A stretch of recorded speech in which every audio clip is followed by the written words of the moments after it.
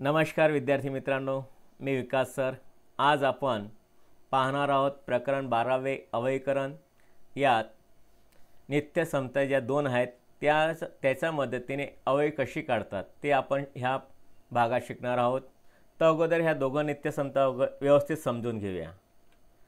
तर प्रथम नित्य समता आहे ए अधिक बी कंसाचा वर्ग बरोबर ए वर्ग अधिक 2ab अधिक बी वर्ग। तसेच दुसरी नित्य समता आहे ए वजा बी कंसाचा वर्ग बरोबर ए वर्ग वजा 2ab अधिक बी वर्ग। ह्या दोघं नित्य समता जवळजवळ सारखेच आहेत। तुम्ही अवलोकन करा तर पहिल्या नित्य समतेत धनचिन्ह आहे, तर मध्यम पदमध्ये पण धनचिन्ह आले, आणि दुसऱ्या नित्य समतेत ऋणचिन्ह आहे, तर त्याच्या मध्यम पदमध्ये पण ऋणचिन्ह आहे।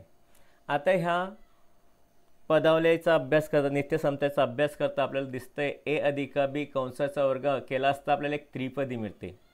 आता ही त्रिपदी जी आहे ए वर्ग अधिक 2ab अधिक बी वर्ग ही पूर्ण वर्ग त्रिपदी आहे। आता समीकरणात आपण डावी बाजू उजव्या बाजूला लिहिलं किंवा उजवी बाजू डाव्या बाजूला लिहिली तरी काही फरक पडत नाही, त्याप्रमाणे समजून घेऊ।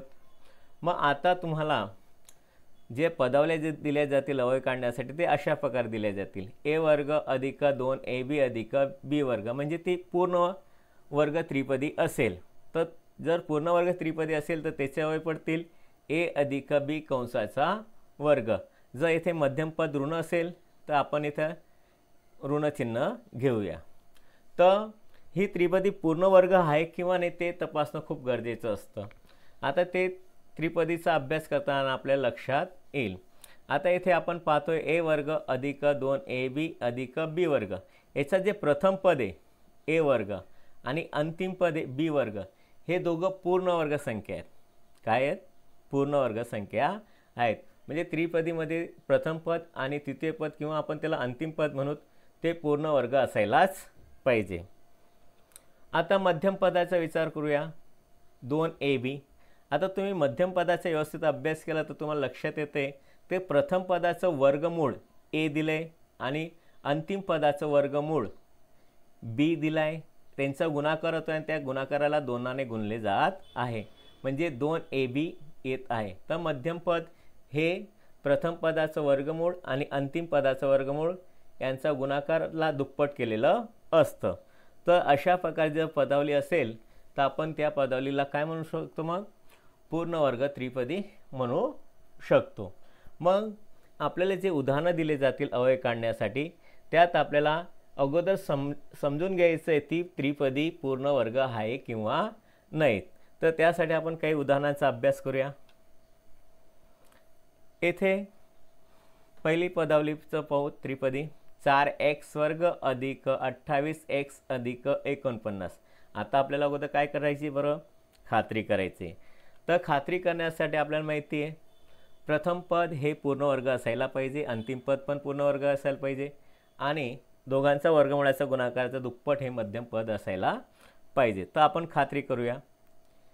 4x वर्ग प्रथम पद। आता 4x वर्ग हा कोणाचा वर्ग आहे? 4 हा कोणाचा वर्ग आहे बरं?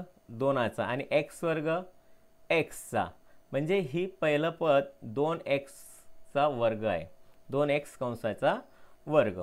आता अंतिम पदाचा विचार करू। 49 हा कोणाचा वर्ग आहे? व्हेरी गुड, 7चा वर्ग तो आहे, म्हणजे इथे प्रथम पद आणि अंतिम पद पूर्ण वर्ग आहे।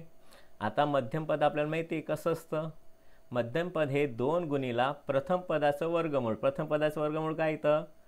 2x गुणिला अंतिम पदाचं वर्गमूळ 7, म्हणजे यांचा गुणाकार केला असता आपल्याला मिळतोय 2 दुणे 4, 7 चोक 28, 4 7 28 आणि गुणिला x म्हणजे 28x, म्हणजे ही त्रिपदी पूर्ण वर्ग त्रिपदी आहे। तर ती थोडक्यात व्यवस्थित लिहून घेऊया। तर ती अशा प्रकारे लिहायची आहे। प्रथम पदाचा वर्गमूळाचा वर्ग करायचा 2x कंसाचा वर्ग अधिक 2 कंसात 2x गुणिला 7 अधिक 7चा वर्ग। तर आपल्याला खात्री झाली आहे की ती त्रिपदी पूर्ण वर्ग त्रिपदी आहेत। मग त्याचे अवयव कसे पडतील? तर प्रथम पदाचं वर्गमूळ कंसात लिहायचं असतं 2x, अंतिम पदाचं वर्गमूळ लिहायचं असतं 7, आणि दोघांचं मध्यम पद जे असतं ते धन असेल तर धनचिन्ह लिहायचं, ऋण असेल तर ऋण आणि कंसाचा वर्ग.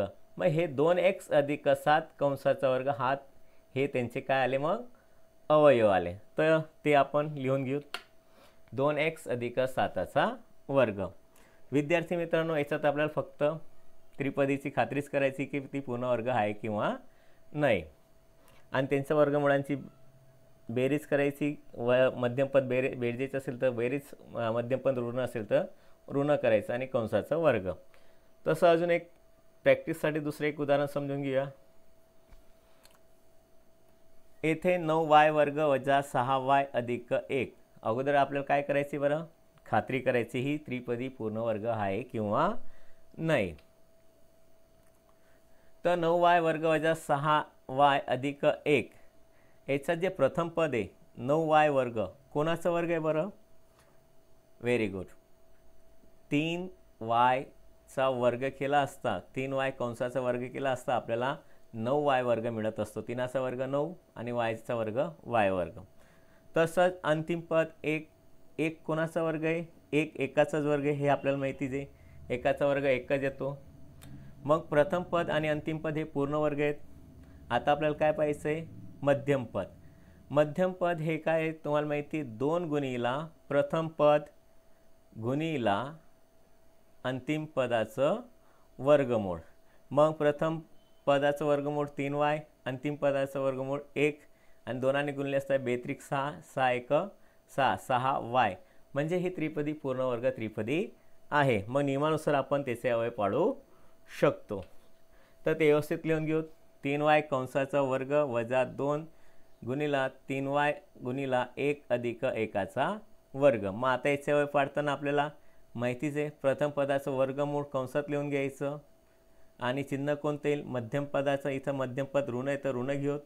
अगोदरच्या उदाहरणात धन होतं तर धन घेतलं होतं. नंतर अंतिम पदाचं वर्गमूळ, अंतिम पदाचं वर्गमूळ 1 म्हणजे कंसात लिहून घेऊ 1, मग 3y वजा 1 कंसाचा वर्ग.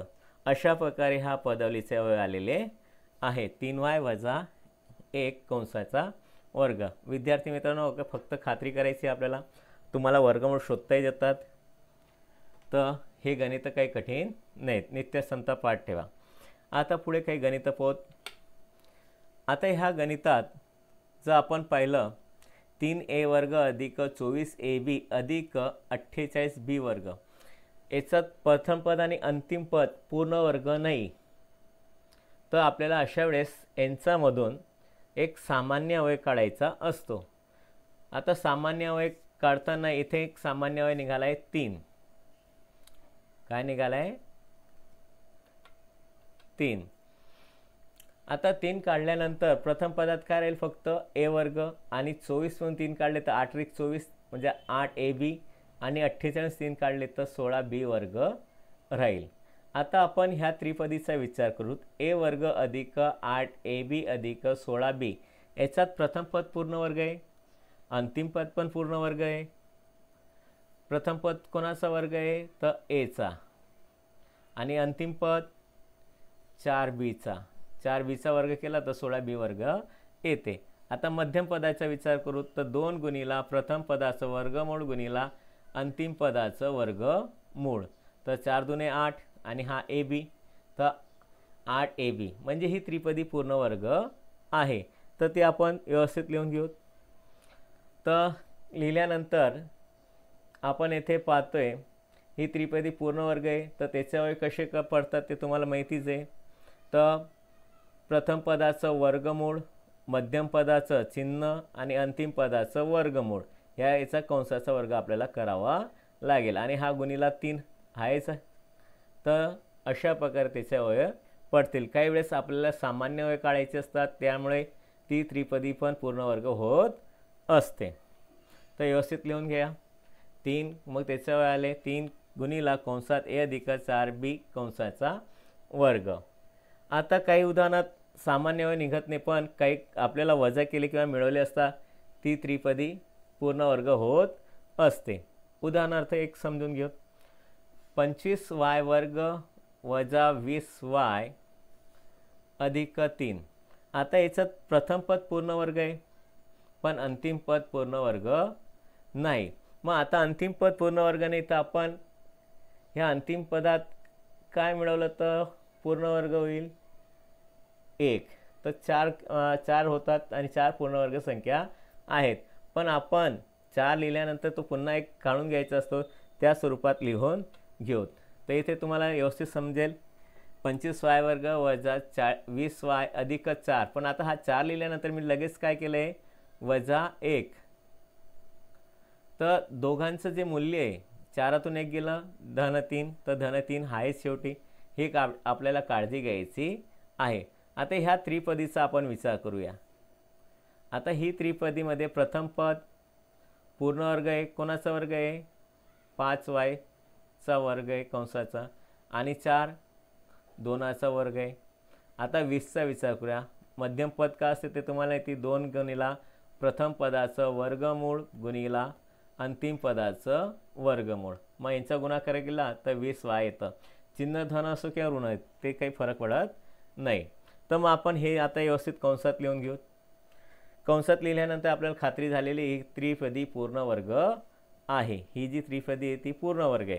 मग ती व्यवस्थित लिहिल्यानंतर आपल्या लक्षात येते 5y वर्ग वजा 2 कंसात 5y कंसात 2 अधिक 2चा वर्ग.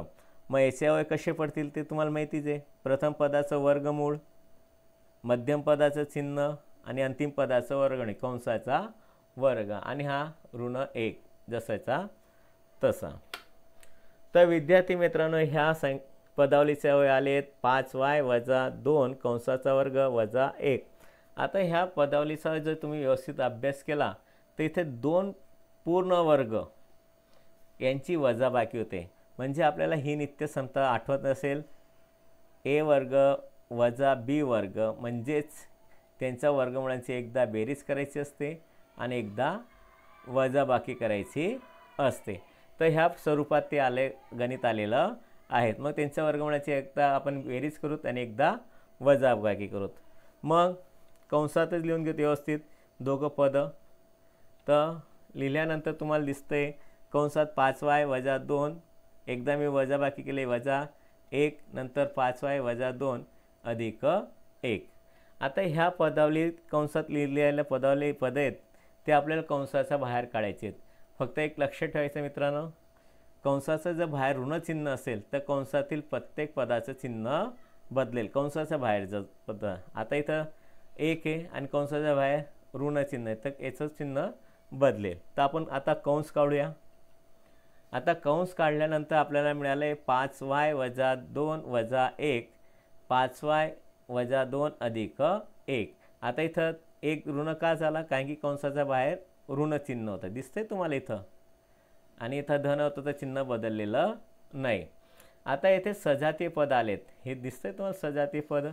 मग सजातीय पदांची बेरीज होत असते. आता इथं दोघं ऋण आहेत तर दोघांचे ऋण असल्यामुळे त्यांची बेरीज करायची आणि उत्तराला ऋणचिन्ह 2 आणि 1 3 होतात आणि उत्तराला ऋणचिन्ह ऋण 3. आता इथे जे सजातीय पद आहेत एक ऋण आणि एक धन आहे तर फरक शोधतो. फरक एकाचा आणि मोठ्या मानांक चिन्ह म्हणजे ऋण 1, यांचं उत्तर येईल ऋण 1. ते आपण व्यवस्थित लिहून घेऊ. तर मग आता आपलं उत्तर आलं आहे 5y वजा 3 आणि दुसऱ्या कंसात 5y वजा 1. तर विद्यार्थी मित्रांनो, अशा प्रकारे आपल्याला अवयव पाळायचे आहेत. जर आपल्याला माहिती पडलं पूर्ण वर्ग आहे, वजाबाकी होते तर पुन्हा त्याचे अवयव पडतील. म्हणजे इथे आपण 2 नित्यसमताचा उपयोग केला आहे ह्या उदाहरणात.